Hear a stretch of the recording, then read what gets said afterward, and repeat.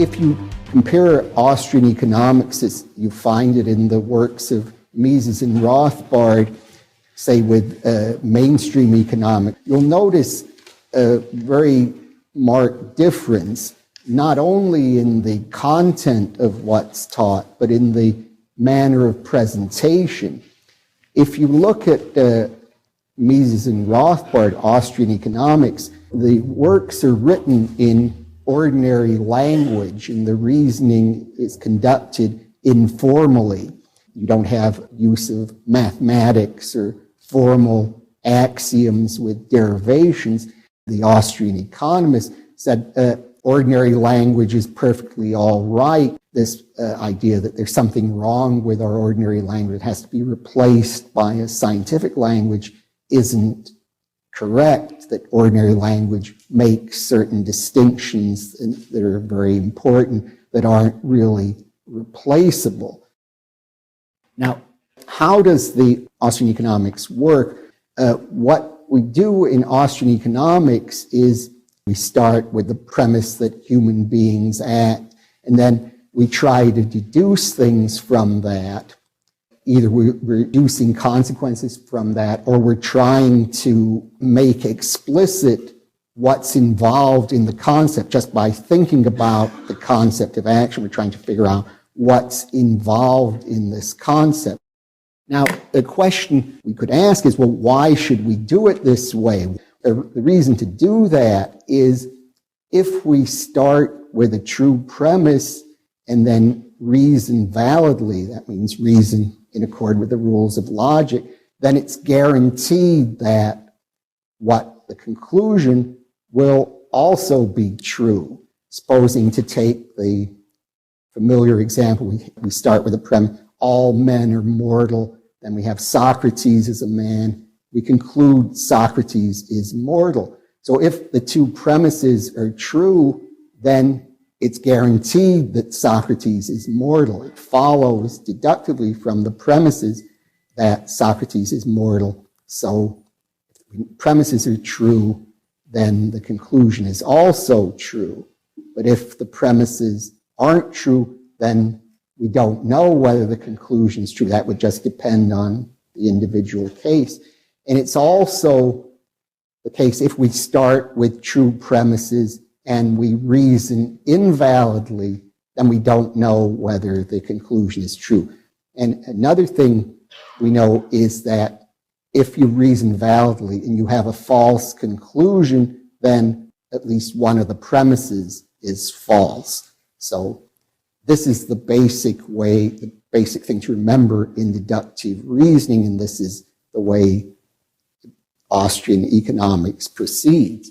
So as I mentioned, it's essential in doing this kind of reason that we start with a true premise. But fortunately in Austrian economics, we do know the premise, the action axiom, human beings act, is true. This is something that we see that we can grasp immediately. It's true. It's self-evident.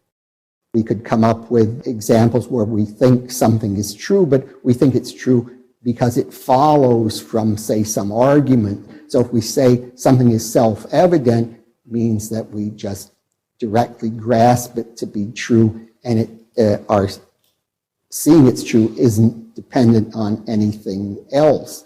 Now, some people think, well, a self-evident proposition is one, when I see it, I have some feeling, I have some kind of mental feeling, I see this is true, and the reason it's true is that because I just have this feeling of certainty about it.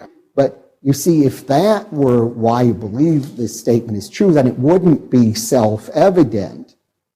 When you say something is self-evident, you're not saying that it's something that you believe because you have some feeling of certainty about it. You directly grasp it.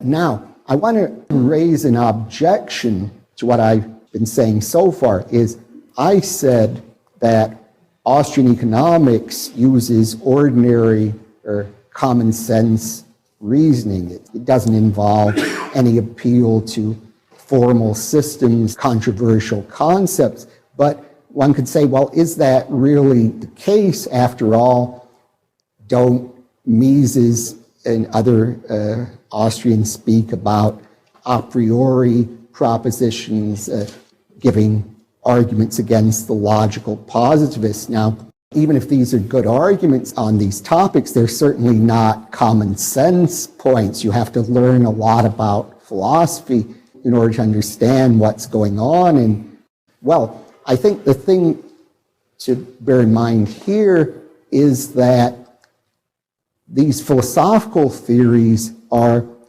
defenses of Austrian economics against people who criticized it. They're not intrinsic parts of the theory. You don't have to accept that. I think you should accept it, but you don't have to in order to engage in Austrian economics. All you have to do is accept the action axiom and the other starting points, like the assumption that labor has disutility, are true.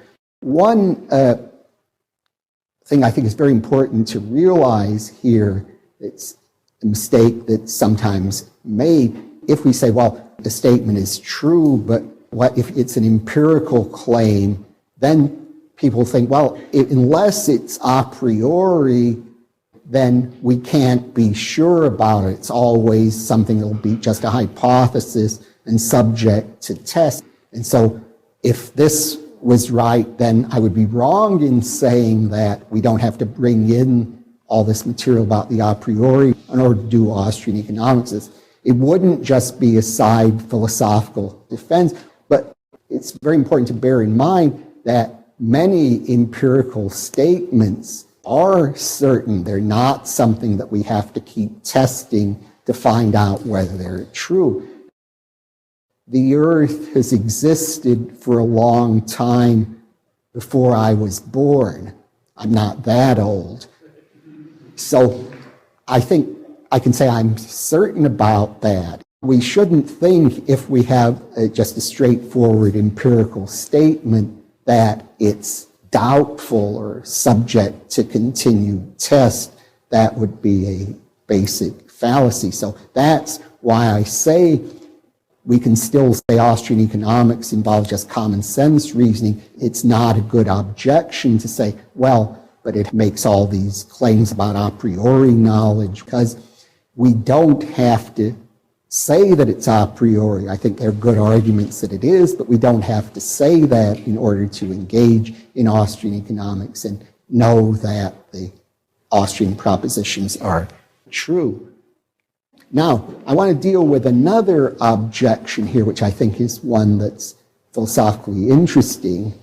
It sometimes happens, if we look at history of science, that beliefs that people take to be obviously true turn out not to be true. For example, it doesn't seem to us now that we don't feel that the earth is moving, but we nevertheless have good reason to believe that the earth is moving at a very rapid rate of speed. So the argument sometimes been given is, well, science sometimes overthrows our common sense beliefs. So even if we think that certain common sense beliefs about economics are true, say maybe this isn't the proper way to do science, because what if science shows that human beings don't act? How do we know that future science won't show that this is just one of those beliefs we had that turned out to be wrong?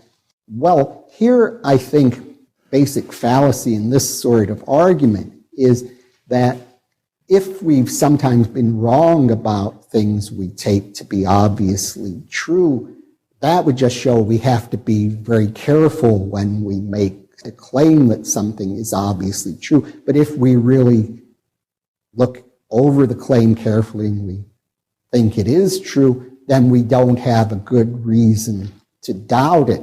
We've made mistakes in the past doesn't show that for every claim we make now, that claim is possibly wrong. That wouldn't follow at all. Suppose somebody said, well, sometimes people are uncertain whether they're dreaming or awake, sometimes you have a very vivid dream and you're not sure, is this really happening or am I dreaming?